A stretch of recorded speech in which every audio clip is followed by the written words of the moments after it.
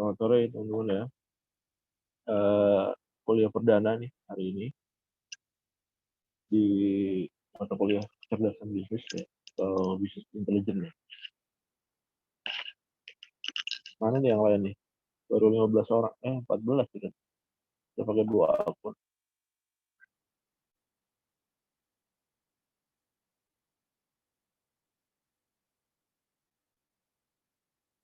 Oke, kita lihat beberapa nama-nama baru di sini. Eh,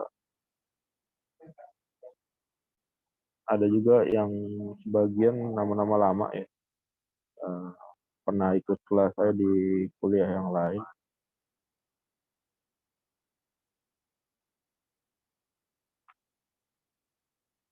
Nah, sebelum masuk ke materi kuliah, saya ingin menginfokan ya di kolom chat sudah saya sharing link untuk join ke grup Telegram.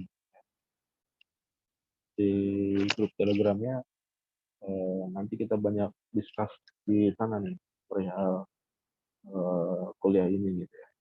Apakah nanti ada pengumuman penting atau biasanya sih banyak kan seputar UTS dan UAS. Dan kita banyak info di sana. Atau ada cancel kuliah atau ada kuliah tambahan ya biasa saya share di sana. Jadi teman-teman diharapkan bisa join di grup Telegram. Oke, kemudian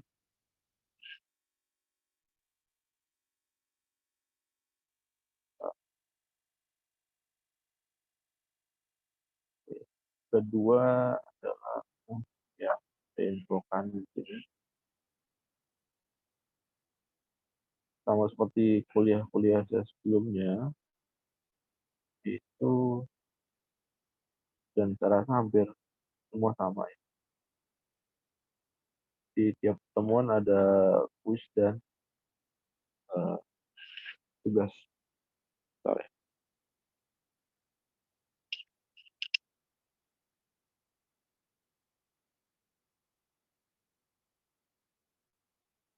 Nah ini quiz dan tugasnya udah saya upload di sini. Uh, Due date-nya biasanya 1 minggu. Tapi untuk pertemuan 1 dan 2 itu saya kasih due date-nya sekitar 2 minggu karena nanti kemungkinan besar ada mahasiswa susulan yang baru masuk di awal Oktober masuk awal Oktober, berarti minggu depan masih bisa dikerjain nih kuisnya. Cuma jangan nunggu minggu depan ya kuis dan tugasnya karena kalau dientar-entarin biasanya dia makin males kerjainnya, ujung-ujungnya nanti ada nggak kerjain. Syarat syarat lulus di kuliah saya itu dia harus kerjain kuis dan tugas. Karena kalau anda ngerjain kuis dan tugas itu proporsi nilainya itu 40%.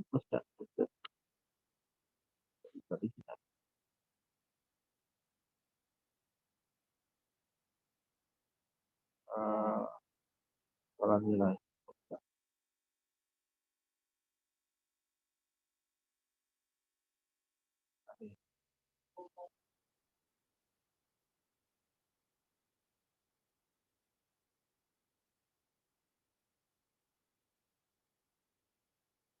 baru baru 16 satu. Nah ini teman-teman ya, kelihatan ya di screen anda tugasnya itu 40%.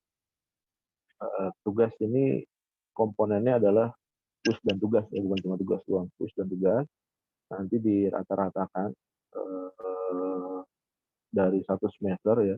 Biasanya ada 14 kali tugas gitu. Karena di minggu ke-7 dan minggu ke-14 ada tugas 12 sebenarnya. 12 kali tugas, kemudian 2 UTS. Jadi 12 kali tugas itu ditambah 12 kuis, nanti dirata-ratakan dibagi. Nah itu hasilnya nilai tugas Anda ya. Nilai rata-rata kuis dan tugas. Nah porsinya itu 40% teman-teman. Kalau Anda nggak ngerjain tugas, otomatis nilai Anda hilang 40%-nya, maka hanya ada kemungkinan Anda lulus dari UTS dan UAS, dan itu juga UTS dan UAS itu porsinya cuma 30-30 ya. Jadi kalau UTS itu 30%, UAS itu 30%, jadi cuma 60%. Itu dengan catatan Anda lulus, eee, UTS dan UAS itu nilainya 100 ya. Kalau 100 berarti, nilai Anda 60 ya. 60 itu skalanya Anda dapat C ya. Jadi sayang banget nih kalau tugas Anda nggak ngerjain. Tapi kalau tugas Anda full, nilainya maksimal, Anda udah dapat ngantongin nilai 40 nih teman-teman. Kalau misalkan Anda dapat 50 di UTS, 50 di UAS, maka, nilainya di sini 15, di sini 15 ya. Jadi 15 tambah 15, 30, tambah 40, 70. 70 itu udah B ya, B B positif tuh ya. Nah itu, bermanfaat banget. Itu kalau nilai Anda 50 ya. Kalau Anda nilai Anda bagus, UTS sama UAS-nya ya, maka potensi nilai A-nya besar. Jadi, eee, jangan khawatir ya, tapi kalau Anda nggak ngerjain tugas dan kuis, ya udah, wassalam gitu ya. Kemudian itu tugas dan kuis. Nah, seperti biasa ya teman-teman ya, Anda juga bisa, remedial UTS dan UAS ya. Karena memang disediakan di Inaba, remedial UTS dan UAS. Remedial UAS, sorry ya, UTS nggak ada ya remedial. Remedial ujian, itu dengan catatan Anda sudah, ujian ya, udah UTS dan udah UAS.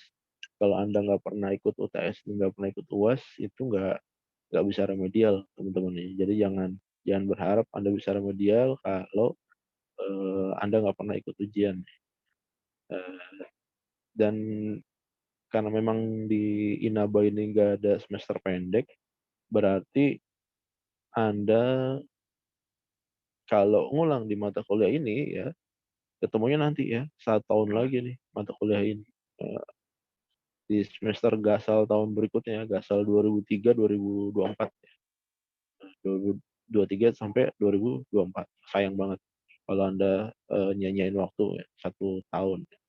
Jadi saran saya, silakan dimaksimalkan, eee, tugas, eee eee, dan kuisnya. Biar apa, biar dapat nilai yang maksimal dan maksimalkan di UTS dan UAS-nya, oke. Nah, UTS sendiri biasanya saya, ada 2 tipe model soal yang saya berikan ya, ada pilihan ganda dan esai. Utamanya biasanya pilihan ganda. Pilihan ganda itu sama kayak kita ngerjain kuis ya teman-teman ya. Nanti di week ke-8 di sini ya. Di sini akan saya posting soal UTS, dan week ke-16 ini akan saya posting soal UAS. Modelnya ada 2, pilihan ganda dan esai. Nanti Anda, kerjain pilihan gandanya sebagai soal utamanya dan esainya itu sebagai support nilai. Jadi kalau Anda, dari pilihan gandanya jelek gitu ya, itu ada tambahan nilai dari soal, esai ya. Jadi, silakan dimanfaatkan, kesempatannya. Sampai sini ada yang mau ditanyakan teman-teman? Pak, mau nanya kalau kan itu kan misalnya UTS sama UAS pilihan gandanya jelek, terus dapat nilainya misalnya kecil dan ditambah esai, kemungkinan ada tambahan nilai ya, Pak, ya? Ya, Terus, misalkan, kuis sama tugas itu, kita kerjain terus, apakah mhm. kebantu sama dari tugas sama kuis itu apa gimana tuh, Pak, nilainya, Pak? Ya, ini pasti teman-teman ya, tugas ini kan tadi bilang porsi 40% ya. Kalau misalkan UTS kamu nilai 20, nih 20 gitu ya, nanti ditambah nilai tugasnya, karena porsi UTS dan UAS itu cuma 60%, 30%, 30%. Pasti kebantu nilai tugasnya. Nah, yang kebanyakan yang kejadian itu adalah tugas dan kuisnya nggak maksimal. Anda, teman-teman mahasiswa nggak pernah ngerjain kuis gitu ya, dan juga nggak pernah ngerjain tugas atau ngumpulin tugasnya di akhir ya. Ngumpulin tugasnya di akhir, nilainya pasti nggak maksimum. Bisa itu kalau Anda ngumpulin on time dengan ngumpulin yang di akhir, pasti nilainya nggak sama gitu ya. Nilai maksimalnya nggak sama. Eh, Nah, kalau model kamu seperti itu, model Anda seperti itu gitu ya, otomatis nanti nilai kuis dan tugasnya nggak akan maksimal. Nanti kalau misalkan UTS dan UAS-nya jeblok, berarti tugasnya ini rata-rata kuis dan tugas itu nggak bisa ngebantu UTS dan UAS. Jadi saran saya dimaksimalin nih di kuis dan tugasnya. Biar apa? Biar bisa ngebantu nilai ujian UTS dan UAS. Gitu. Ada lagi yang mau tanya?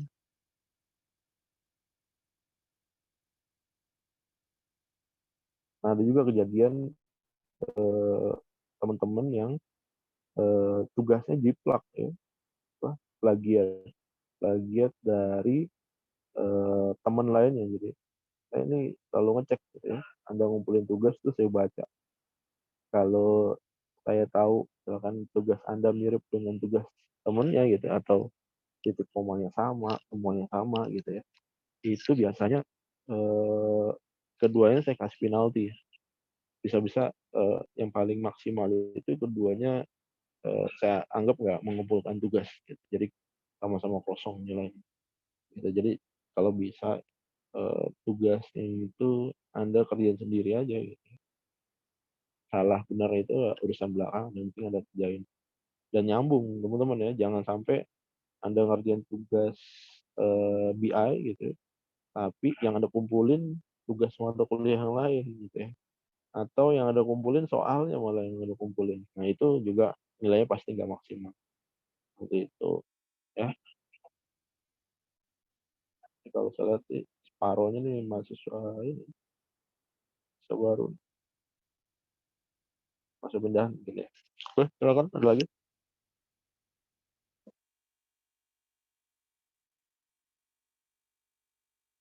Oh ya, nanti kalau semuanya udah gabung di grup Telegram, mungkin saya akan polling juga teman-teman ya. Karena saya ada planning kita pakai Tableau, cuma masalahnya Tableau-nya ini berbayar. Eh, saya nggak tahu di kampus ada atau enggak. Katanya sih kemarin kata Kak Prodi ada, sudah diinstal di lab. Cuma kan kerjaan dari teman-teman juga nih, bisa datang ke kampus atau enggak gitu kan ya. Kalau nggak bisa nanti mungkin eh, materi kuliahnya saya arahkan ke yang lain. Kalau kita pakai Tableau itu, kalau nggak salah tuh kita cuma dikasih duduk 2 minggu, teman. Saya udah ngajuin license buat student, cuma nggak belum di approve. Ini Tableau. Kemarin saya udah ngajuin buat student, saya ajuin buat 40 orang. Plus saya sebagai pengajar satu, cuma nggak bisa.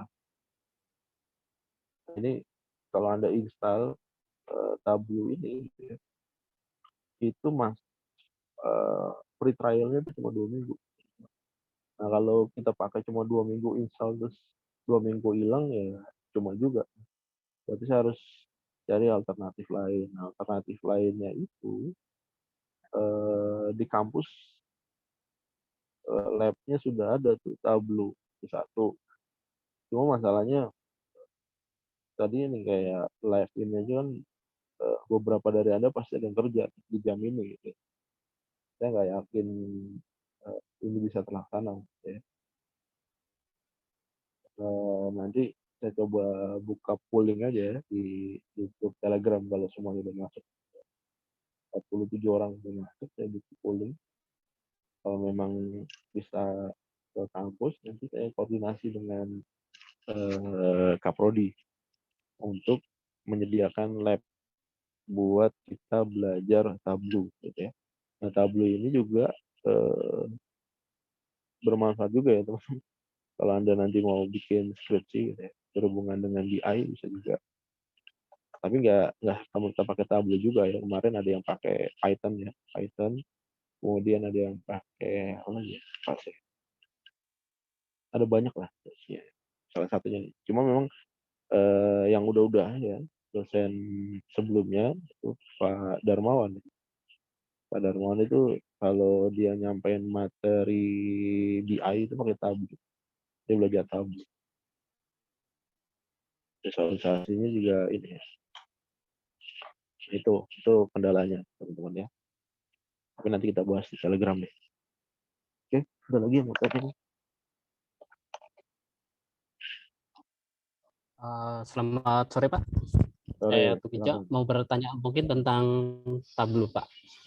Mungkin saya belum tahu sih masalah untuk Tableau. Tapi kalau saya lihat mungkin kemungkinan dia apa berupa seperti database atau apa itu Pak? Software dia. Software buat Software mengolah data. mengolah data. Oke. Iya. Apa Jadi mungkin seperti apa accounting, accounting atau apa gitu Pak? My Accounting. Dia fungsinya sebagai BI sih, bisa belajar. Nanti kita masukin data di sana. Oke. Nanti kita bisa visualisasikan tuh tampilan-tampilan. Oke. Berarti kita Gitu. sampelnya itu seperti grafik aja gitu ya. Kita menyisipkan suatu nilai atau apa nanti akan muncul gitu ya mungkin.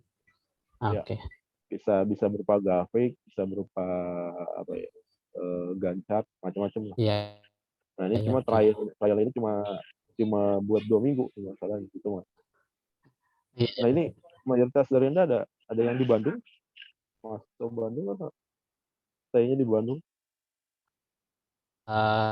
Kenapa Pak? Maaf. Ada yang stay-nya di Bandung?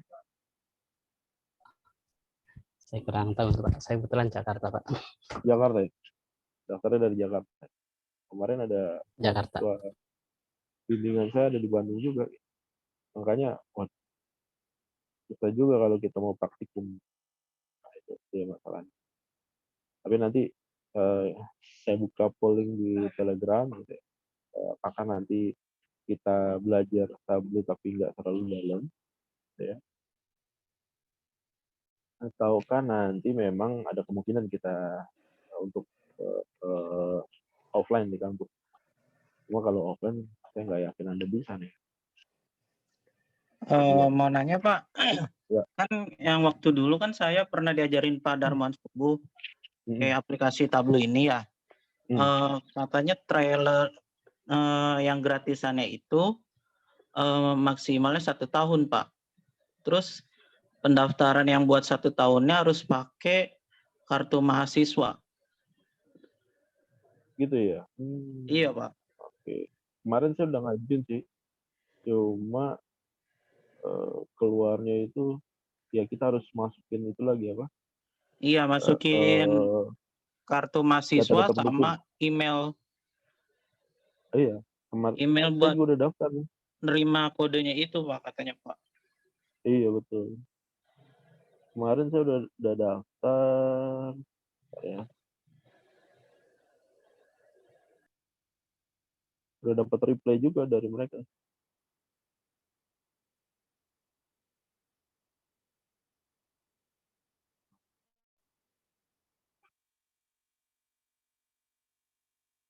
Udah daftar pakai email Inaba. Cuma harus verifikasi tambahan lagi, jadi rada sulit juga. Nggak. Nah, masih aktif nggak yang kemarin yang 1 tahun? Kalau yang 1 tahun kemarin sih pas selesai itu sih kayaknya sih masih aktif. Tapi pas tahun ini sih kayaknya sih udah nggak aktif sih ya Pak. Nah, Iya. Email sama itu apa kartu mahasiswa kamu boleh jadi udah di ban. Iya. Katanya sih kata Pak Darmawan Subuh sama Pak Dedi itu batasnya cuman 1 mahasiswa, 1 inian, 1 rekan, iya, 1 tahun. Iya, Jadi nggak betul. bisa lanjut daftar lagi yang gratisan. Betul. Nah, itu dia masalahnya. Oke, nanti coba saya cari alternatif lainnya. Ya. Cuma kalau di kampus sih udah diinstal tuh saya nggak tahu aktifnya berapa lama ya? Harusnya kalau di kampus sih udah masih aktif ya. Bayangan saya masih aktif. Kemarin juga saya udah ngajuin, udah email juga ke mereka untuk apa? Untuk yang teaching ya. Berikut dengan mahasiswanya, kemarin sudah masukin 40, pikiran saya 40 mahasiswanya. Ternyata ada 58. Dari mereka masih harus ada tambahan data lagi. Kemarin waktu masukin kartu mahasiswanya di mana?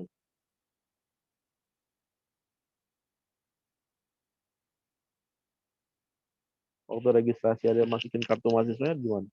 Di URL-nya ada nggak? Halo? Kenapa, Pak? Waktu registrasi pakai kartu mahasiswanya di mana? Itu sih ribet sih, Pak. Jadi kita foto lagi iniannya, terus masukin ke PDF, terus sama data nilai yang terakhir itu, Pak, ya kayak KRS gitu loh, Pak. Nah, uploadnya di mana? Uploadnya ada web khususnya lagi situ, Pak, dari tablunya. Kemarin saya udah ngajuin, cuma nggak dikirim, diminta data tambahan, cuma nggak dikirim linknya. Tapi nanti coba saya cek lagi dari alternatif lain. Ya kalau memang nggak memungkinkan pakai tabli ya pakai pakai yang lain, nanti coba saya coba. Iya. Oke, ada lagi yang mau ditanyakan? Ya, saya lagi Pak. Silakan. Mungkin masih penasaran sih untuk software ini. Kalau saya baca-baca di marketplace di sini ada di Shopee, harganya tidak sampai 40.000 sih untuk ininya. Cuma dia katanya sih full bisa diakses. Ya. Kalau saya baca-baca di sini ada full versionnya gitu. Ya. Oke. Banyak Shopee ya, cuma bajakan. Jadi Otomatisnya pasti Pak. nggak resmi gitu ya. Iya. Saya khawatir impact berikutnya Oh, gitu ya. oke. Atau juga bisa spam tadi ya. Nanti Anda transfer software-nya nggak bisa dipakai. Gitu. Iya ya, oke. Berarti untuk fiturnya gitu Pak ya. Iya, betul. Ya, oke. Jadi sayang. Takutnya ntar dikirimin software yang free trial juga sama dia. Oke, thank you Pak. Banyak yang bermasalah ya di Shopee itu. Buat yang jualan software. Saya juga jualan produk digital ya. Ada beberapa reseller masuk ke Shopee gitu. Dan Shopee jualannya asal-asalan. Penting dia dapat duit aja. Bener Pak. Yang jadi problem. Oke, ada lagi teman-teman? Ya paling sih jalan satu-satunya sih yang ke kampus ya, Pak ya. Kalau yang buat tablu ini. Tapi nggak mesti kita pakai tablet. Iya. Nggak mesti kita pakai tablet. Ya misalnya kalau Bapak materinya mau pakai tablu gitu. Iya. Ke kampus paling. Ya kalau saya khawatir kampus, saya khawatir mahasiswa nggak bisa. Ya. Jadi cuma 23 orang. Iya. Masa yang setengahnya lagi ditinggal. Makanya nanti saya coba cari yang alternatif lain yang lebih memungkinkan. Oke, ada lagi teman-teman? Cara? Oke, kalau nggak ada, saya masuk materi ya. Nah, ini kita bicara tentang BI ya, Business Intelligence, atau di Indonesia-nya dibilang kecerdasan. Oke, satu.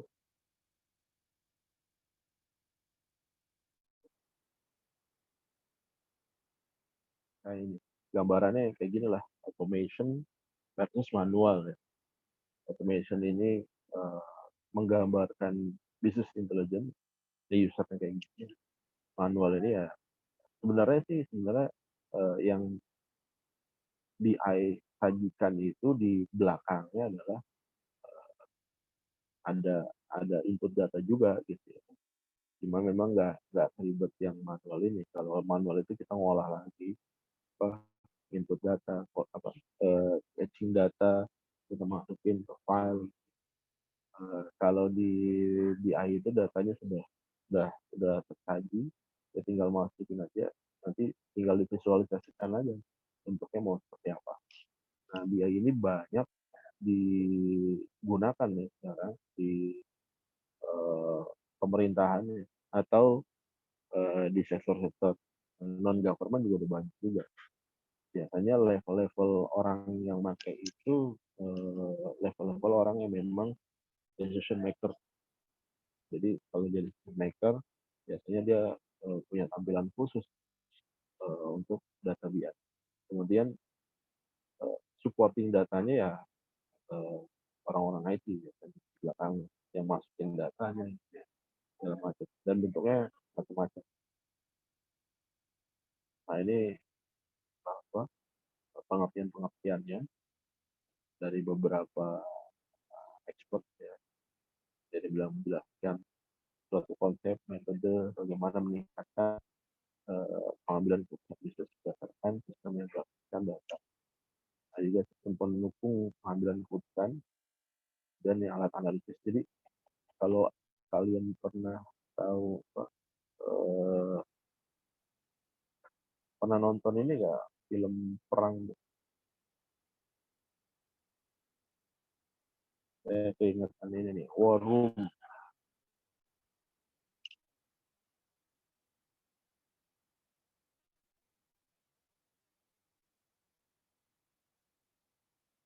Ternyata oh nggak ada.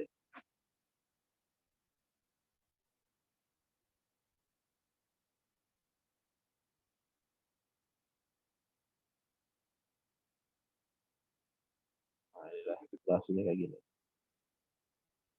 Ini War Room, teman-teman. Ini decision maker, teman-teman. Cuma kalau dulu metodenya ya gini ya, mereka pakai Telegram, ya, atau by phone. Kalau anda nonton film-film Hollywood, gitu ya, di room ini orang bisa memutuskan sesuatu. Kalau dia data pendukungnya valid, maka keputusan eh, yang diambil di war room ini akan valid juga, ya, teman-teman. Tapi sebaliknya nih, kalau data-data pendukungnya ini nggak valid, maka keputusan yang keluar akan nggak valid juga dan fatal ya buat buat sebuah organisasi ya. Kalau di perang kayak gini kondisinya datanya nggak valid, maka boleh jadi dia akan kalah. Dia bisa ngelihat kan di war room ini dia bisa merintahin pasukan flightnya atau pasukan daratnya atau pasukan lautnya itu bergerak ke arah mana gitu, butuh berapa batalion dan segala macam, semua diputuskan di war room ini. Ya. Cuma dengan seiring berkembangnya teknologi gitu ya, berkembangnya teknologi maka konsep-konsep seperti ini udah berubah lagi ya. Tadi dulunya Telegram, kemudian dia pakai line telepon, sekarang udah pakai uh, uh, prosesor, udah pakai server dan segala macam. Kalau di Jakarta tuh ada namanya Jakarta Smart City.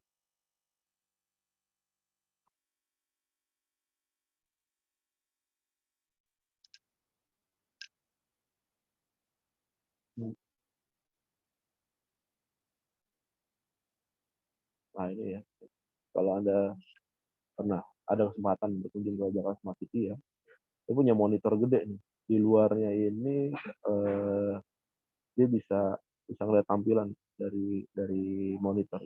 Nah, monitor-monitor ini disupport sama data-data pendukung di dalamnya. Nah, di Jakarta Smart City ini dia bisa melihat uh, apa, uh, berbagai problem yang ada di Jakarta, mulai dari inputan dari masyarakat, ya, kemudian problem-problem yang ada di lapangan seperti apa, gitu. Sampai dia bisa mengambil sebuah keputusan Dulu triggernya sih waktu itu di eranya siapa? SBY ya mungkin. SBY itu punya forum juga kalau SBY forum.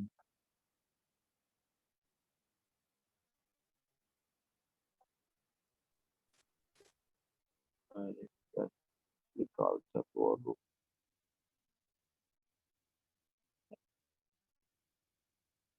Ya di culture. Dulu ada war room juga di gedung seknek. Ya. Fungsinya sama. Jadi kalau misalkan di presiden itu ada suatu masalah nih kayak sekarang misalkan ya harga komoditi naik, kemudian harga bahan bakar naik, bahan bakar BBM naik, harga dunia naik, kemudian presiden di apa diharuskan untuk mengambil sebuah keputusan mau tetap subsidi ataukah mengambil jalan lain selain subsidi. Maka war room itu punya pengaruh, business intelligence ini punya pengaruh bagi si pengambil keputusan, si presiden itu dalam mengambil keputusan. Misalkan dia keputusannya naikin harga BBM, berapa persen naikin. Nah, itu bisa disimulasikan tuh dengan business intelligence. Kalau dia naik 5%, impact-nya kemana? Apakah dengan 5% itu berarti inflasinya naik berapa persen? Kalau misalkan dia tetap nggak naikin harga bahan bakar, gitu ya, maka inflasinya akan berapa persen. Dan pengaruh ke APBN-nya akan jebol dalam waktu berapa lama. Kemudian pengaruh ke bayar utangnya berapa lama. Itu di dalam business intelligence itu bisa disimulasikan. Tentunya data-data pendukungnya harus kuat juga. Jadi kalau misalkan si presiden mengambil kebijakan A, impact yang dihasilkan dari kebijakan A itu apa? Kemudian ada lagi kebijakan B, impact-nya apa? Kebijakan C, apalagi impact-nya seperti apa, manfaatnya apa, kerugiannya apa. Nanti dengan data-data tersebut, dia bisa mengambil sebuah keputusan yang lebih akurat.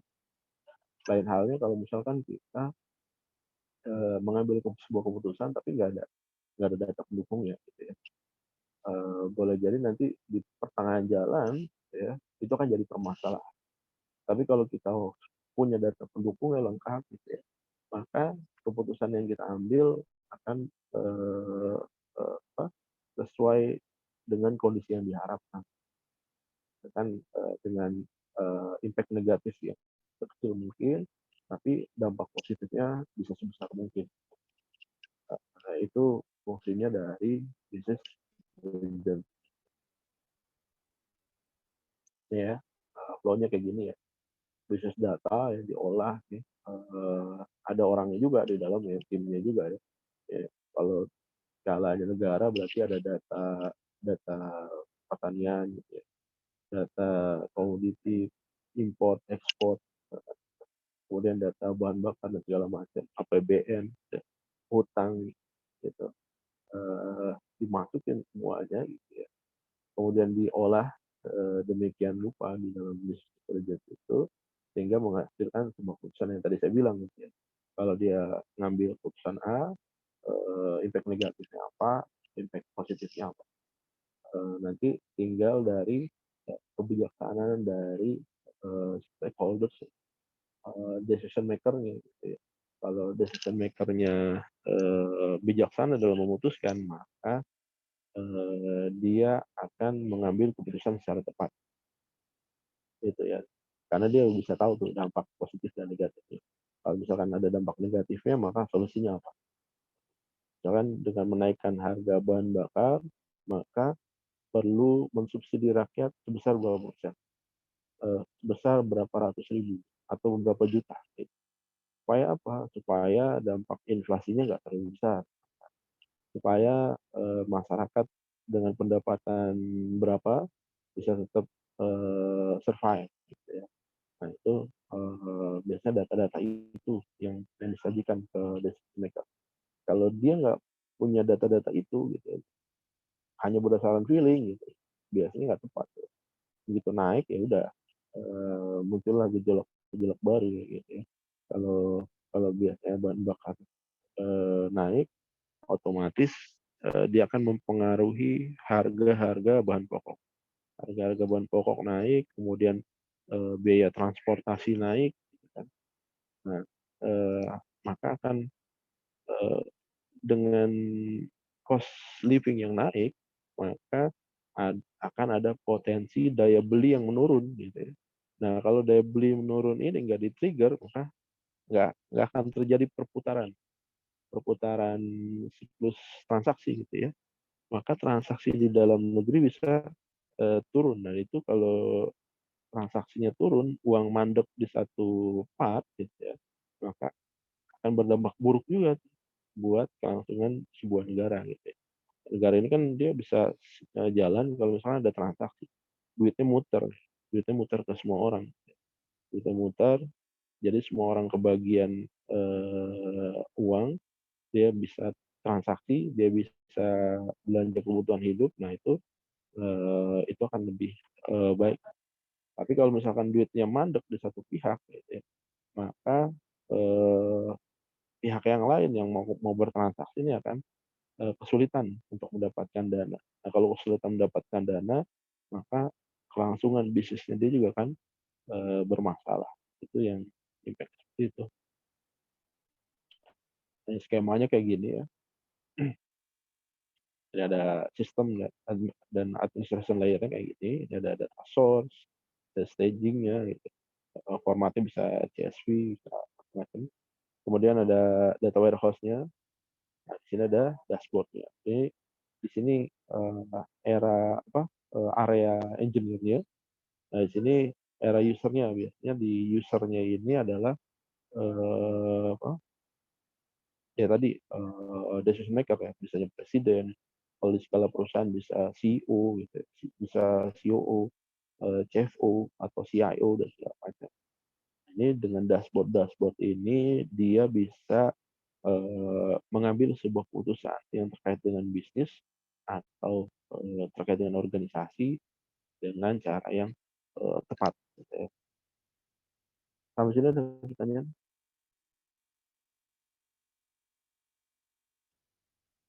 Belum. Oke. Ini hubungan sistem keputusan dengan yang lain. Ada MIS, ada ISS, ya, ada DSS, ada TPS ya. Saling support seperti ini. Dari MIS ke DSS. Nah, ini kalau kita bikin piramidnya, ini ada jenis sistem informasinya, kemudian kelompok yang memerlukannya. Kalau di strategic level itu biasanya ada senior manager atau mungkin more than senior manager, bisa vice president atau skala chief ya tadi ya, bisa chief operation, chief finance, chief information, kemudian ada chief and officer, ini masuk ke strategic level. Kemudian ada di manajemen levelnya ada middle manager, ya, bisa senior manager ya, di level manajemen levelnya. Kemudian di sisi operationnya ada operational manager. Ini bawahnya ada area-area fungsional, bisa ada sales, marketing, manufacturing, produksi, keuangan, SDM, segala macam. Manufacturing ini menentukan juga ya business intelligence. Misalkan untuk memperkirakan produksi 3 bulan ke depan itu seperti apa. Karena dengan dia bisa memprediksi 3 bulan ke depan kebutuhan produksi seberapa besar, maka dia bisa dengan cepat memperkirakan stok material bahan bakunya itu yang dibutuhkan seberapa banyak. Nah, maka akan ada waktu dia untuk pilih vendor, ada waktu dia untuk stok, gitu ya. Ada waktu dia bisa manage perlu gudang berapa besar buat nyimpan raw materialnya dia, karena akan ada isu lagi tuh kalau misalkan manajemen raw material yang nggak baik, maka dari sisi manufacturing dan production itu nggak bisa berjalan sempurna. Contohnya gimana? Contoh misalkan ke depan ini akan muncul era kebutuhan electric vehicle. Nah, biasanya orang production tuh udah bisa dapat datanya tuh ya, sebelum akhir tahun ya, untuk prediction penjualan electric vehicle di tahun 2023. Nanti untuk produksi tahun 2023 butuhkan electric vehicle seberapa banyak, jenisnya apa aja. Maka dia bisa memperkirakan satu mesin production-nya dia bisa menghasilkan berapa banyak electric vehicle. Prosesnya berapa menit, gitu ya, maka dia bisa produksi berapa banyak. Bahkan dia per hari dia bisa produksi 100 unit. Maka raw material yang perlu disediakan adalah untuk produksi sebanyak 100 unit tersebut. Gitu ya. Otomatis dengan pengadaan raw material yang 100 unit tersebut, maka dibutuhkan space gudang yang berapa besar. Tapi kalau ini nggak bisa diperhitungkan di awal, dia nggak tahu projectionnya per hari dia bisa produksi berapa banyak, kemudian kebutuhannya berapa besar, gitu. Maka dia akan kacau. Per hari dia bisa menghasilkan 100 unit, tapi raw materialnya yang dipesan itu sebanyak 1000 unit, buat 1000 unit. Otomatis itu ada pemborosan penyewaan gudang nanti buat naruh raw materialnya dia. Nanti cost gudangnya lebih besar, maka itu akan berimpact pada cost production. Kalau cost production besar, otomatis nanti harga jual mobilnya akan naik juga. Gitu ya. Electric vehicle, harga jualnya akan naik juga. Karena production cost-nya besar. Itu jadi saling berpengaruh. Sales marketing juga sama. Gitu ya. Dia bisa jual berapa banyak, gitu ya. Prediction-nya ke depan bisa jual berapa besar. Nah, ini butuh juga nih business intelligence. Dia bisa melihat projection, misalkan data masyarakat yang punya pendapatan sekian juta sekian juta per bulannya. Kemudian dia biasanya periodically dia beli kendaraan setiap berapa tahun sekali. Itu bisa kelihatan. Oh, ini potensial produknya dia akan laku sekian besar. Maka dengan dia punya potensi sales forecastingnya selama beberapa bulan ke depan, maka dia bisa memberikan prediction to budget ya, target penjualan, budget cost, kira-kira dia yang dibutuhkan dalam 1 bulan itu berapa unit. Nanti kebutuhannya dia bisa dikirim ke datanya ke manufacturing dan production. Nah, itu jadi bahan pertimbangan juga. Nah, nanti dari kebutuhan ini bisa juga dikirim ke keuangan dan accounting. Nanti akan berkaitan nih. Misalkan dalam 1 unit dia butuh kendaraan 100 unit gitu ya. Maka si keuangan itu harus menyediakan uang untuk pengadaan raw material untuk memproduksi 100 unit.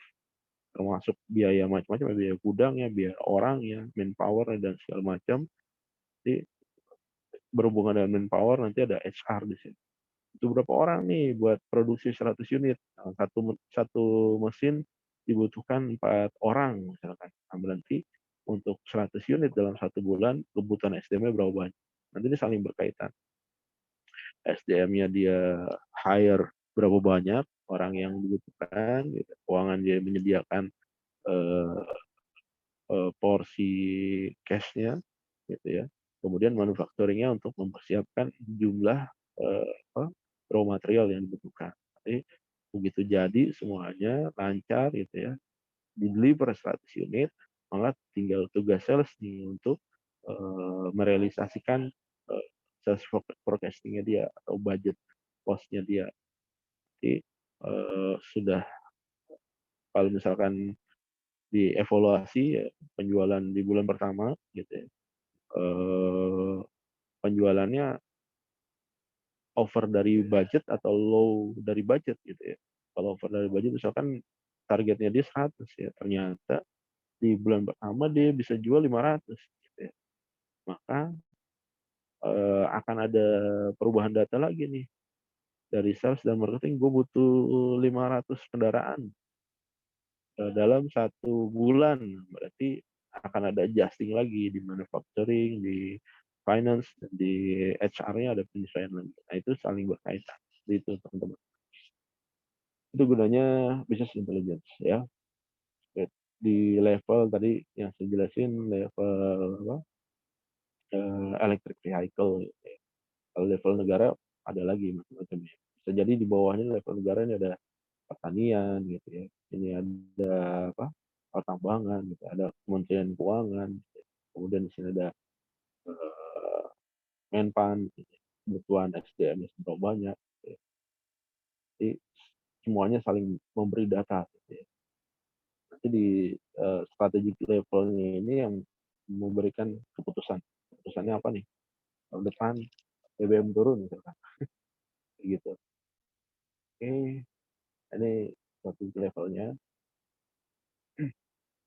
Biasanya contohnya executive support system. Kalau yang manajemen levelnya ada MIS, Management Information System atau DSS, Decision Support System. Kemudian operational level sistemnya jadinya manajer untuk menjaga agar kegiatan transaksi bisa berjalan lancar. Oke, ini karakteristiknya SS, DSS, MIS, TPS. Coba baca nanti outputnya apa, kemudian penggunanya siapa. Nah, ini fungsinya apa? Fungsinya pendukung pengambilan keputusan, di mana sistem dan aplikasi ini datanya mengubah data dalam perusahaan atau organisasi, data operasional, transaksi, tadi sudah jelasin, data data apa, sales forecasting, kemudian data material, kebutuhan SDM, segala macam. Jadi sebuah knowledge. Tadi kan knowledge itu kan kebutuhan untuk penyediaan raw material, kebutuhan untuk penyediaan SDM, prosesnya kayak gini ya, dari SQL, teks ya, XML, kemudian dia lakukan ETL, extraction, transformation, loading dalam data warehouse, nanti ditampilkan dalam bentuk dashboard, ya. Ada dashboard card, ada report, analytic tools, ya. Jadi akhirnya ada bentuk-bentuk yang dihasilkan. Dan bisa juga nih perusahaan gagal mengimplementasikan BI.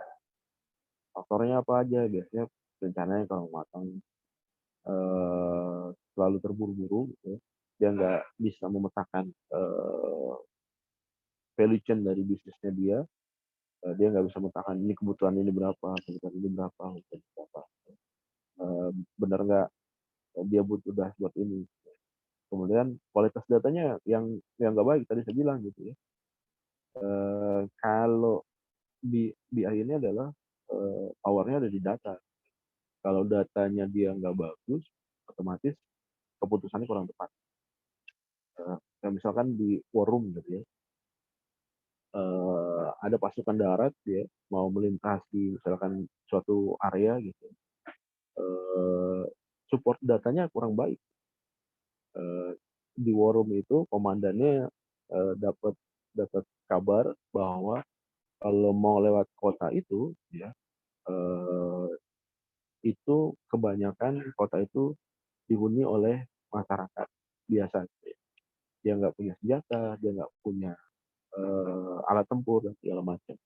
Otomatis si komandan itu ya udahlah, kalau pasukan darat mau lewat kota itu, gitu, nggak perlu dukungan yang kuat nih, nggak perlu ada dukungan pasukan dia tempurnya nggak usah, cukup pasukan darat aja atau mungkin cukup kendaraan-kendaraan biasa aja untuk lewat mobil-mobil biasa.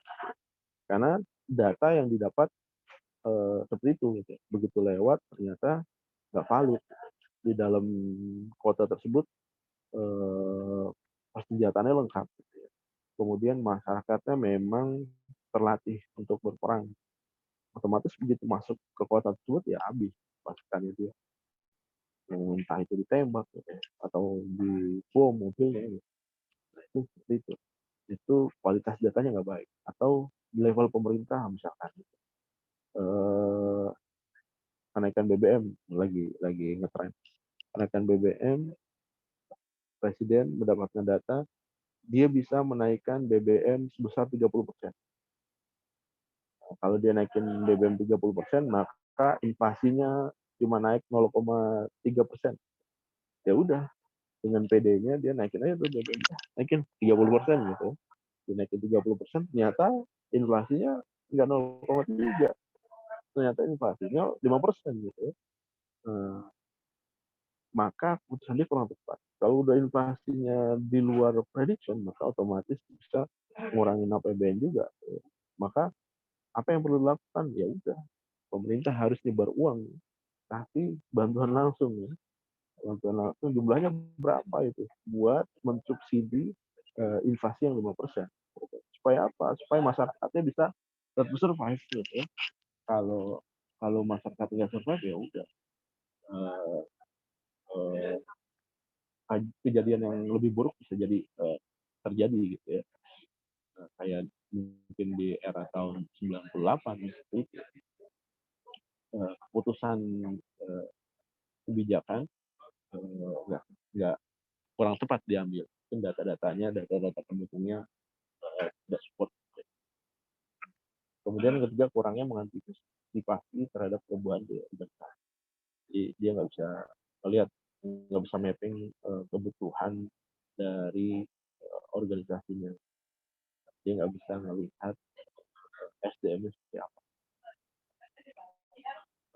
SDM-nya kira-kira bisa nggak nih mensupport data, atau SDM-nya bisa nggak nih baca data gitu.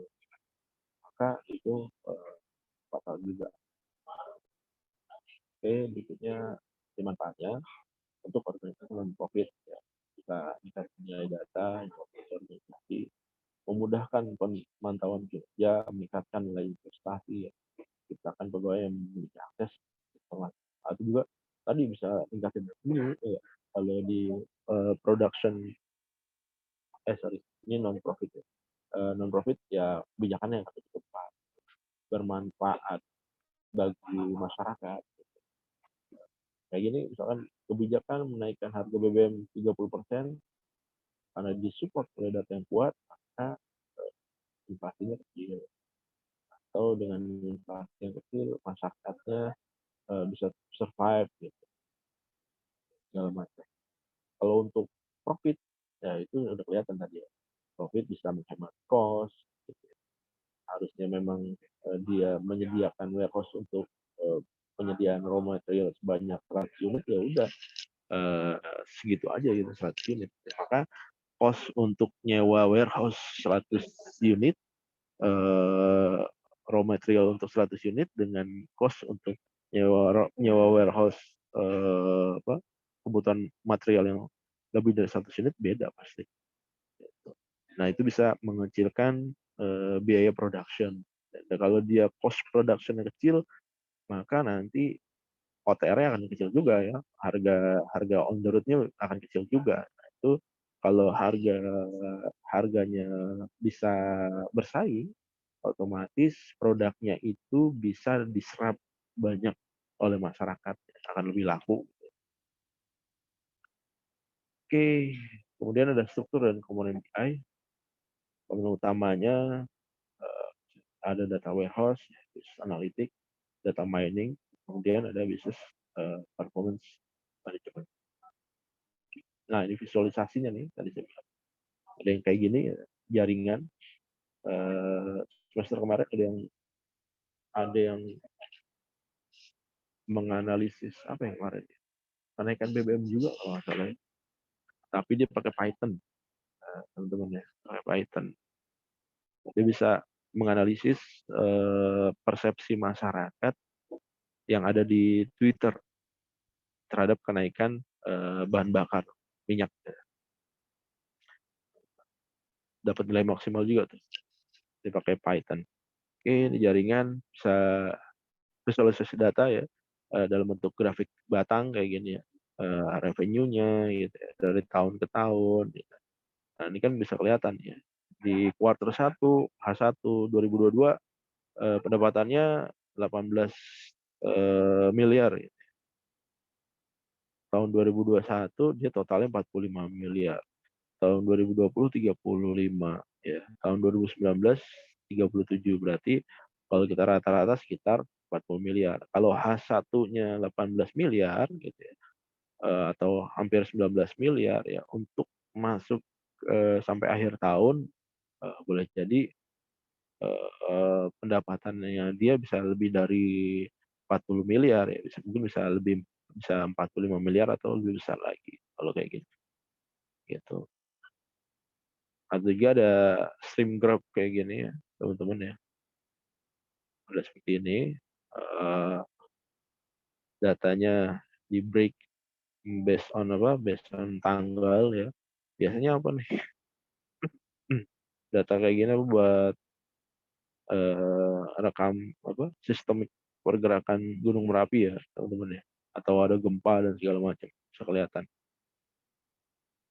pergerakannya, seberapa besar. Nanti bisa ada siklus juga ya, kalau misalkan pattern-nya dia, tiap 3 hari ada ripple gitu ya, tiap 3 hari ada ripple gitu, dan per 3 hari ripple-nya makin besar gitu ya, maka bisa menghasilkan sebuah keputusan juga nih, gitu ya. Misalkan nih ripple-nya, apa, nih perbedaan 100 ya. Begitu 3 hari kemudian naik 120, 3 hari kemudian naik lagi 140, 3 hari kemudian naik lagi 160. Nah, kan bisa diprediksi nih, udah akan ada potensi misalkan, gunung meletus misalkan ya, di tahun berapa ada, nah itu bisa diperkirakan. Atau model tree map kayak gini, visualisasi datanya gitu ya. Kayak ini apa, mapping denah lokasi rumah, ya.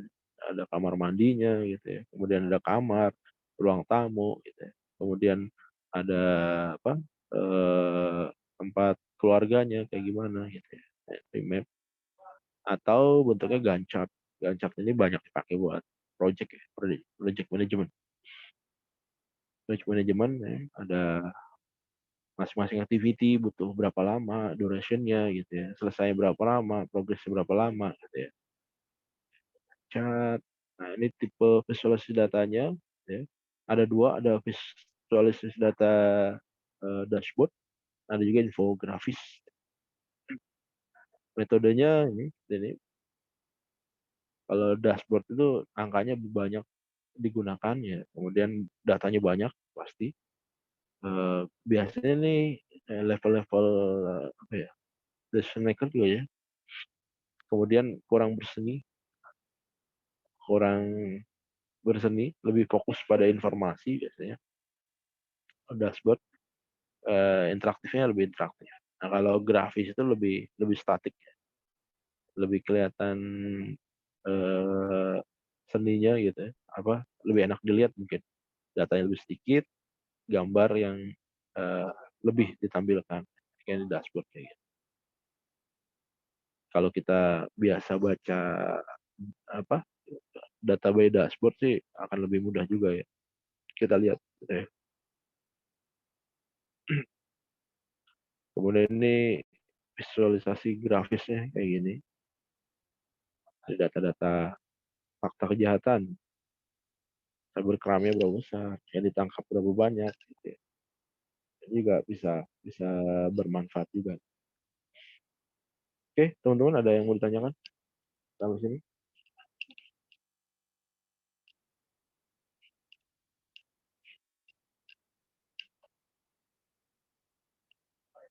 Ada yang mau ditanyakan?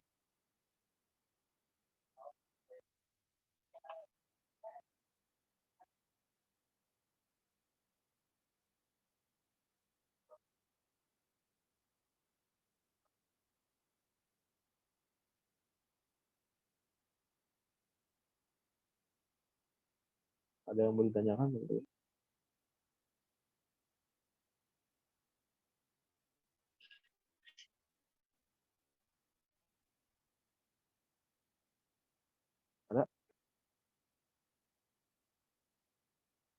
Oke, kalau nggak ada, biasanya saya lupa tuh sampai materi kuliah ini akan saya upload di YouTube. Nanti teman-teman boleh jawab pertanyaan dari saya. Biasa di tiap minggu saya kasih pertanyaan, saya jawab di kolom komentar ya teman-teman di YouTube sebagai pengganti absen. Pertanyaan untuk minggu ini adalah apa manfaat dari penggunaan business intelligence bagi bisnis? Apa manfaat penggunaan BI bagi bisnis? Nanti silakan Anda jawab di kolom komentar ya di YouTube-nya. Oke, teman-teman ada yang mau ditanya?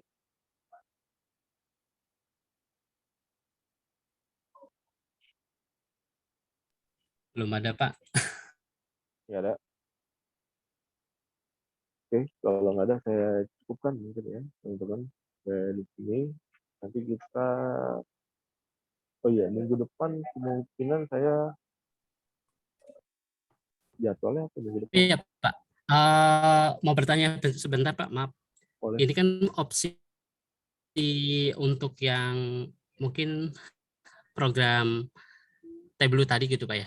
Kalau seandainya nanti seandainya tidak bisa gitu kan, apakah mungkin nanti kita bisa tahu dasar-dasarnya nanti melalui link YouTube atau apa gitu, Pak?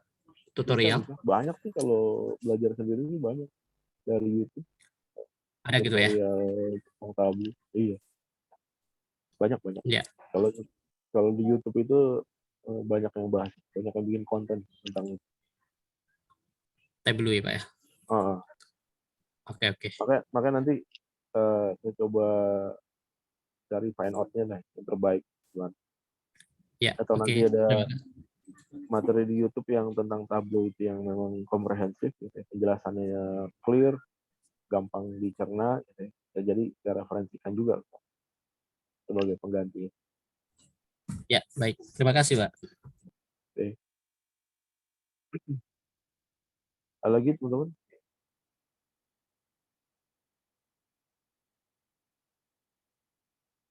Oke, kalau nggak ada, saya cukupkan nih teman-teman kuliah hari ini. Terima kasih atas perhatiannya. Selamat sore. Assalamualaikum warahmatullahi wabarakatuh. Waalaikumsalam warahmatullahi wabarakatuh. Terima kasih, Pak.